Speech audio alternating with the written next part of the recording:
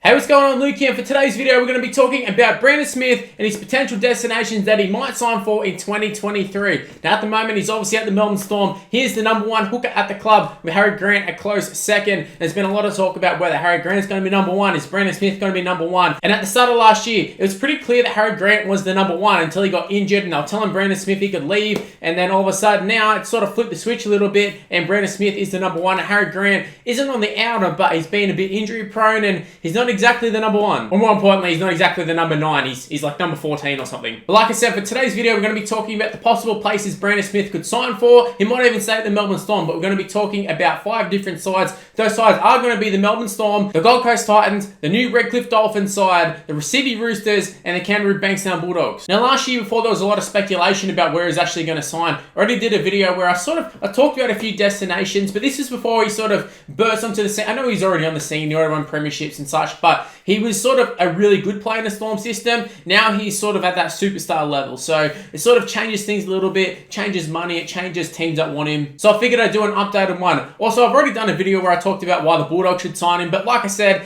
same thing applies to what I just said. It was so different back then. Bulldogs hadn't signed a bunch of players. Obviously, Brandon Smith hadn't risen to where he was. I think when I did the video, I was talking about it when he was just like the utility player off the bench. So, like I said, a lot of things have changed very, very quickly for Brandon Smith, even with the whole sort of, drug situation, and even down to him signing with YKTR Sports. I feel like a lot's changed for Brandon Smith in the past couple of months. So, does that change where his destination is? Possibly. Now, we're going to be going over those 5 sides that I talked about. I'm going to be going over the pros and cons. Now, obviously, the first pros and cons are always going to be about money. Some teams can offer more than others, while some other teams can offer opportunities. So, we're going to be factoring all that sort of stuff. I'm also going to keep in mind that when YKTR talk, a lot of the talking is about marketing and, where he fits in terms of keep himself relevant, I guess. So I'm going to take that into account. Also, Brandon Smith seems to be very on board the YKTR mindset. So I feel like that's something that he would definitely think about himself. He's been marketing himself as a Hectic Cheese, Champ Cheese, all this sort of stuff. So it does make sense that he would look at, marketing and how he can market himself and his future after football. So the first team that we're going to be talking about is his current team. It's the Melbourne Storm. Now, I feel like when most people talk about where Brandon Smith's going to end up, they immediately assume that he's going to sign with someone else, where I feel like there's a huge possibility he ends up signing for the Storm. They just let go of Dale Finucane and Nico Hines, so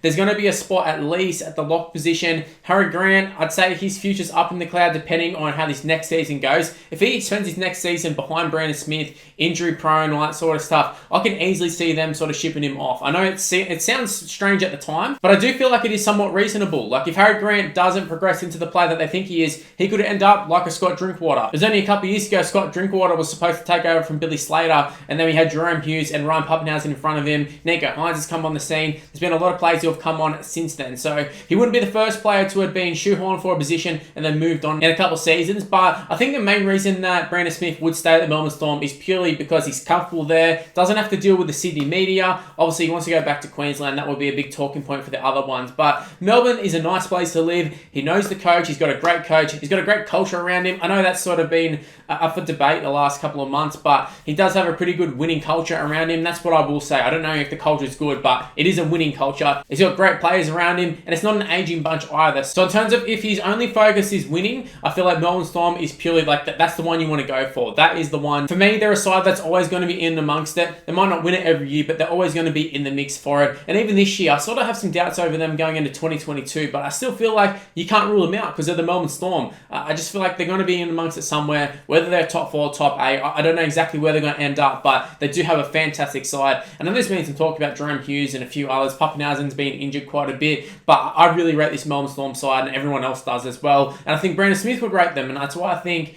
he might even sign for unders. So obviously the pros for Melbourne is that he's there currently. He's got a great coach, great side. But the con is that he can't get the money that he's going to get elsewhere. And that's purely what it comes down to. Is he willing to take a big pay cut and stay at the Melbourne Storm, especially since he's just got in trouble as well? I don't know. Is the bubble going to burst at Melbourne? Possibly. Does he want to get out before the ship sinks? I don't know. I don't think it is going to sink, but that could be something that he's tossing up. I doubt it. But it is true that one of the cons is obviously money, and that is going to be a big one. Money talks. Brandon Brandon Smith seems to be a lot about the money. I heard YKTR talking about how he's into the crypto and all that sort of stuff, making money. So I can see him being really interested in, who the highest bidder is. So like I said, purely sort of thinking about football reasons, you would stay at Melbourne, but if he wants to go home or he wants to chase some money, he's going to go elsewhere. So I feel like it is likely that he is going to go elsewhere because Melbourne, like at the end of the day, they got Harry Grant there, so they're not going to throw big money at him. They would love to keep him, but they have let other players go as well. So Harry Grant is there, and he's always going to be in competition with Harry Grant as well. So that could further him on for good and bad. So like if Harry Grant does develop and then Brandon Smith's relegated to the lock bench or whatever, that's not good for him. But also the battle Harry Grant probably keeps him playing at his best. So it's a catch-22 there. But I do think Melbourne Storm, him staying there, I think it is a real possibility. Now moving on to the next side, this is a side he's actually been pictured talking with, and that is the Gold Coast Titans. Now for the Titans, there's plenty of pros, there's plenty of cons, plenty of stuff to talk about with the Gold Coast. So let's start off with the pros. We're going to start off with the pros for all of them, we may as well. So the pros to them are the fact that they actually have a really, really young side, a good core. You got guys like David Fafita, you got Tino, you got Brimson, you got Jaden Campbell at the back there. You have a lot of good players to work with, and even just their forward pack in general is quite strong. Fodder Waker, can't forget about him, absolute gun. You got a lot of good players in that forward pack, and obviously he plays hooker, so he needs good forward pack to get going. I also feel like if he's chasing money, I feel like the money is there, and I feel like he's got a good team around him, or at least a decent team around him. And obviously for the Titans, a big factor for him going there would be the fact that it's in Queensland. He seems hell-bent on going back to Queensland. That's at least what it seems like. He's been talking to the Queensland side. Whether that's just purely because he's there, I don't know, but he has talked with a couple of Queensland sides. So the Titans, they need a hooker. Brandon Smith would fit the mold for them. I think he'd get them going forward. I think he'd be a great signing for them. Purely, like if you're a Titans fan, Brandon Smith excites me as a signing. I mean, realistically, for most sides, if Brandon Smith signs, you'd be excited about it. But for the Titans in particular, they're sort of making that push to go from a top 8 side to a top 4 side. And I think Brandon Smith can help it. My only question marks, and this is where the cons come in, is the fact that the Titans don't have a winning culture. There's question marks over the coach. He hasn't really done too much in the NRL. Also, they do have a really young core. I was talking about that as a pro, but that can also be a con too, because we don't know how they're going to progress. Yes, they're a top 8 side, but we've seen a guy like Dave Fafita. He can progress to be the best second row in the game, or does he end up sort of how he is? He can play some good games, he can play some bad games, and that seems to happen a lot with players at the Titans. We've seen guys like Ash Taylor and even like Fogarty, and a lot of players have gone there and they can play really well, and at their best, they can challenge the top sides, but it's just a matter of them being at their best consistently. And would Brandon Smith go there, and would he turn into that sort of player? Would they win? Like if they don't win, the pressure's going to be on. Also, you add into the fact that there's always that reputation at the Titans that they're just a side players go to just, I don't know, party and, have a good time and make a bit of money. And although they're sort of trying to change the narrative, they just changed their logo, they did the documentary before, they are trying to change the narrative, but it's just not going to happen overnight. And at the moment, they're still just a borderline top 8 side. Adding Brandon Smith in there is definitely going to help. Like, he's a huge upgrade on Mitch Rain, but in the meantime, they do have some very, very young halves. Jaden Campbell, is he going to have second year syndrome? It's a possibility. You've got Brimson there, of course, but just in terms of the actual spine structure, I don't really know who they're going to actually play there, and that could be something that Brandon Smith's looking at and going, yeah, I'm going to be the hooker, but who's going to be a 5'8", who's going to be a halfback, who's going to be a fullback? The only guarantee in that side is probably Brimson. And I know people are going to say, oh, well, Jaden Campbell's going to be the fullback, but I just mean going forward. He could get found out, he could not. He could be their fullback for the next 10 years, but probably would have said the same about Brimson, and now they're moving him into the half. So, yeah, there is a lot of question marks over the Titans side, but like I said, they do have a decent little team around them, and obviously the location is pretty good as well. But you also got Brandon Smith, who just got in trouble as well for, a bit of the party boy antics. So maybe going to the Gold Coast, maybe that's not a good idea, at least in terms of marketing him and all that sort of stuff. Now moving on to the next team, it is another Queensland side. It is the Redcliffe Dolphins, or just whatever they're called, the Dolphins. Not even called Redcliffe Dolphins. I don't know where they're going to be based. Are they going to be at Redcliffe? They're going to be in Brisbane? I don't know where they're going to be. They don't even have a location, but let's just call them the Dolphins. I'm pretty sure that's what they're actually called, but that is a strong possibility. Wayne Bennett is the coach, so obviously they've got the coach factor. He's met up with Wayne Bennett. Like I said, he's already talked to the Titans. He's definitely talked with he's talked to the Dolphins. I keep calling him Redcliffe. He's talked to the Dolphins. He's talked to Wayne Bennett. Wayne Bennett has an influence over players. Whether you like Wayne Bennett or not, he can attract players and he can turn players into better players. He's already been under Craig Bellamy. Why not go to the next best coach, maybe even the best coach in the game, in the history of the game even, Wayne Bennett. He seems to be a real people person, and I feel like that's something that Brandon Smith would really value. And I feel like Wayne Bennett would get the best out of Brandon Smith. Not to say that, Craig Bellamy, obviously Craig Bellamy's a fantastic coach and probably is getting the best out of Brandon Smith, but you know what I mean. You know where I'm going with this one. Also adding to the other pros is that it is a brand new side. So Brandon Smith signing there, that's history. That's history being made. He could be the first big signing for them. He could be their marquee guy. They can build a team around Brandon Smith. There's a lot of talk about signing your Cameron Munsters, your Kalen Pongers and such, but Brandon Smith is someone they can actually sign. It doesn't require, oh, well, the Knights letting them go, or the Storm letting this guy go. Brandon Smith can go there, and he probably will go there. They've got unlimited amounts of money to throw at him because they don't have anyone signed. So they can just throw the money at him, and if he signs, he signs. If he doesn't, that's too bad or whatever. But they can basically have an open checkbook because they don't have anyone else signed. They can just sign Brandon Smith and say, yep, we're building the team around you. We'll figure the rest out. So if I'm Brandon Smith, I'm super attracted to that. Also add in that it is a Queensland side, and he does seem to desire going back home to Queensland. So obviously those are the pros for it. Like I said, you can make a lot of money there. You get to play under Wayne Bennett, get to be in a pretty good location as well. The cons are they haven't signed anybody. And there's nothing to say that players are going to sign. It was only a couple of months ago that we saw Regan Kemogelo coming out and saying, yeah, I want to play for the Dolphins, and then a couple of months later he re-signs with the Eels. So there's a lot of talk about X player is going to go and sign. Like, let's use Munster for example. Oh yeah, Cameron Munster, he's going to go to Redcliffe. Or Kalen Pong, he's going to go to Redcliffe. That's not a guarantee. Like I said, a lot of them aren't even off contract. They're sort of speculating that they'd want to go home and that they can get big money there. But also, other clubs are going to come in for them as well. And the other clubs have a foundation. They have a culture. They could be a winning culture. Like Cameron Munster, it's going to be hard to leave the Melbourne Storm when he's been the main man at the Melbourne Storm for a couple of years. I know he's just got in trouble, but it is going to be hard to leave Melbourne. Also, you go up there, there's going to be a lot more pressure on you as well, playing in a new side. All eyes are going to be on you. Like, you're going to be the main guy. You're not going to be playing in a Melbourne system where there's a lot of good players. He's probably going to go there, and it's probably going to be like Brandon Smith, maybe even like a Ponga or someone. You might be able to land one of those guys, and then the rest of them, it's probably going to be a bunch of like reserve grade guys, just fringe guys around you. So there's no guarantees your team's going to win. Even if he plays the rest of his career at the Dolphins, there's no guarantees the Dolphins side is going to be right up there. I know they probably will sort of get up there at some point, but just the first couple of years, I feel like it will be quite tough. And I know in the NRL there hasn't been too many new sides, so it's hard to go off. But you look at the AFL, some sides really gel, some sides don't.